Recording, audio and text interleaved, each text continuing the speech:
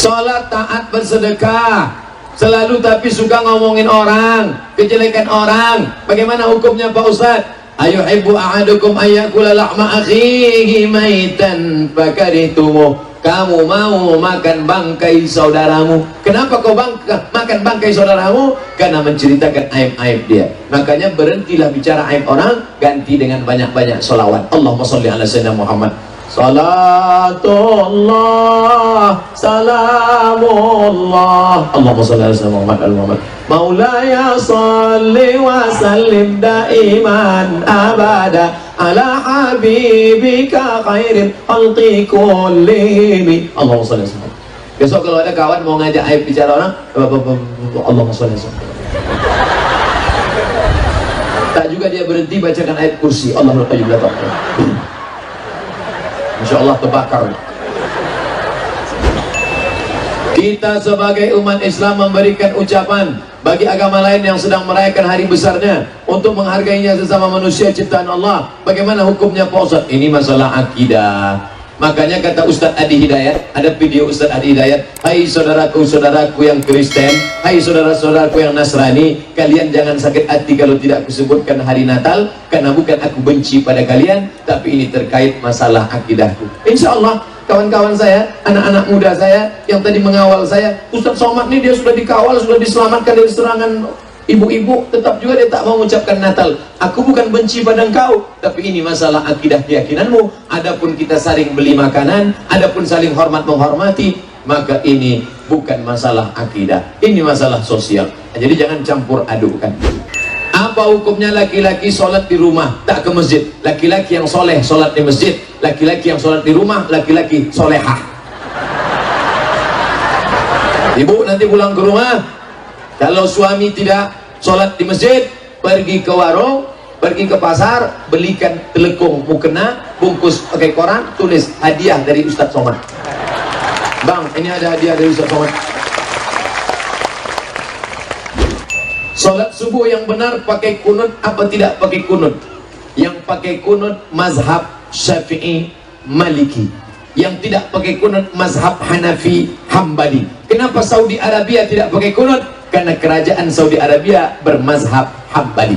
Sedangkan saya pakai kunut karena saya pegang mazhab Syafi'i.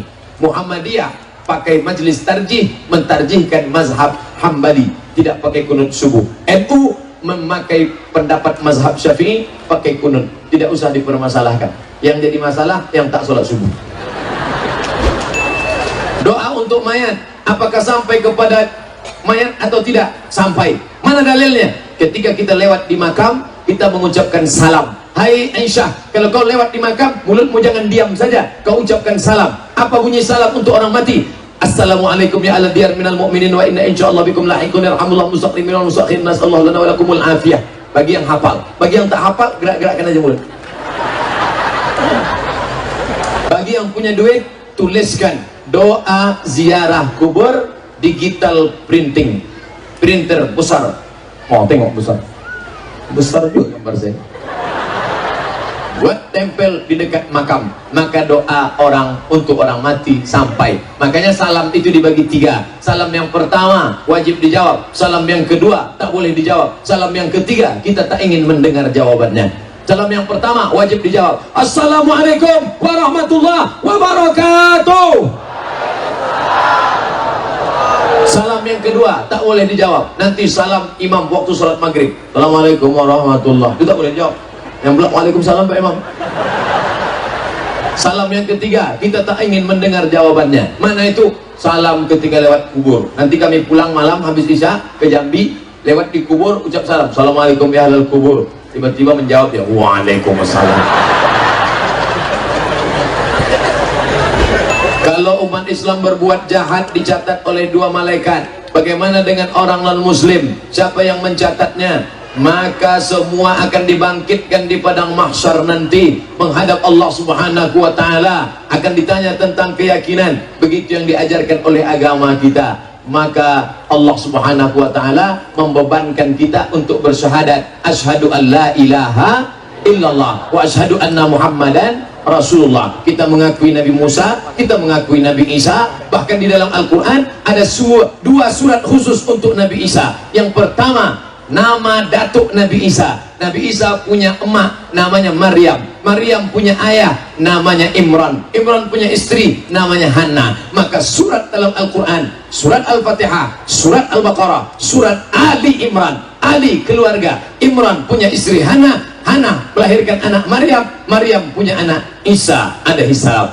Setelah surat Al-Kahfi ada satu surat lagi, surat Maryam. Maka kita menghormati, memuliakan Nabi Isa alaihi salam. Ada surat nama datuknya Ali Imran, ada surat nama ibunya surat Maryam. Kalau mau tahu tentang Nabi Isa, baca sedetail-detailnya dalam surat Ali Imran dan surat Maryam. Mohon maaf, saya mau bertanya, apa hukumnya apabila ada non-muslim mengucapkan salam? Apakah kita harus menjawab? Nabi mengajarkan, idza sallama alaikum ahlul kitab faqulu wa alaikum. Kalau saudaramu yang bukan seagama, sama-sama manusia, mengucapkan salam kepadamu, maka kau jawab jawabannya wa alaikum. Karena Nabi bertetangga dengan non-muslim, Yahudi Bani Nadir, Yahudi Bani Quraizah, Yahudi Bani Qainuqa, Yahudi Khaybar di Madinah. Mereka mengucapkan salam ke Nabi, assalamualaikum ya Muhammad. Jawabannya wa'alaikum. Apa arti wa'alaikum? Kamu juga. Selamat untukmu Abdul Somad, kamu juga. Selamat untukmu Hai Fulan, kamu juga. Begitu jawabannya. Assalamualaikum, wa'alaikum.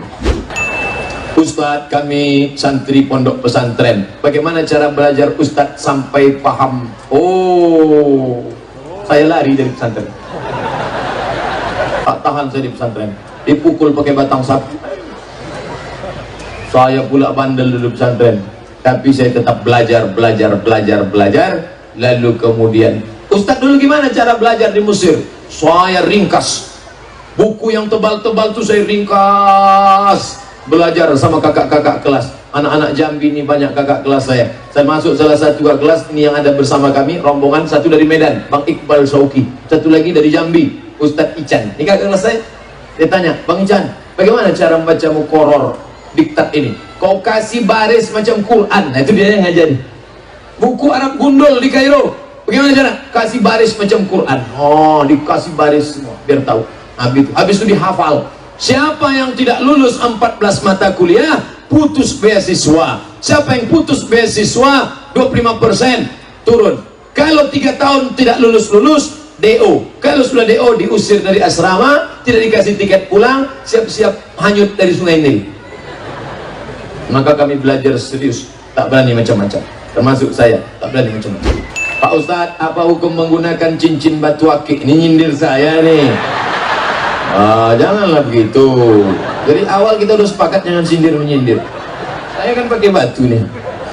Ini dikasih kawan dari Kalimantan, Pontianak, dikasih. Saya pakai sampai sekarang. Apa hukumnya pakai cincin? Apakah ada hadis tentang menggunakan cincin? Ada. Nabi pakai cincin. Di mana cincinnya? Di kelingking sebelah kanan. Nabi cincin sebelah kelingking. Kenapa Ustaz tak pakai kelingking? Jari saya kecil, kurus. Kalau saya letakkan di sini, takut saya pas Allahu Akbar, lepas. Pas terlepas, ya kalau jatuh ke tanah. Kalau jamaah sedang menganga, masuk. Boleh, apa salahnya? Selama tidak meyakini dia memiliki kekuatan khasiat yang tak baik. Kalau Anda lahir bulan Mei, bintang Anda Gemini, pakailah batu rubi warna merah, maka aura merah Anda akan bangkit. Wajah Anda merah, biji mata Anda merah. Kalau perkara biji mata merah, ikan busuk pun merah juga matanya. Ustaz kenapa pakai? Saya suka aja. Saya pakai batu. Batu apa tuh Pak Ustaz? Kecubung. Dari mana? Pontianak, Kalimantan. Bolehlah Pak Ustaz. Pergilah beli sana. Satu cukup lah. Yang belum sampai dipakai 3 biji. Ini cincin sampai 3. Oh mana-mana begini aja lah. Di mana acara kita nanti? Sana. 1 oke. 2 oke. Jangan terlalu besar. Ini pakai besar-besar, masih besar batu gilingan. Orang pun sholat tak lagi menengok kasut, nengok cincin kita sudah. Assalamualaikum warahmatullahi wabarakatuh. Sudah deh ini.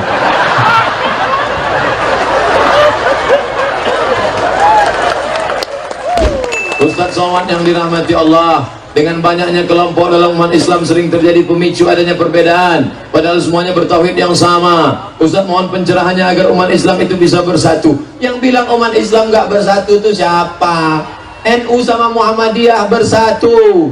Buktinya kemana? Sama-sama melaksanakan sholat. NU, Muhammadiyah, Perti, Persis, Nahdlatul Wathon, FPI, semuanya sepakat bahwa sholat subuh itu wajib. Betul? Ada yang mengatakan sholat subuh sunat? Kalau ada saya mau belajar. Tak ada. Tapi masalah teknisnya ada perbedaan. NU usolli fardhus subhi, Muhammadiyah enggak pakai usolli.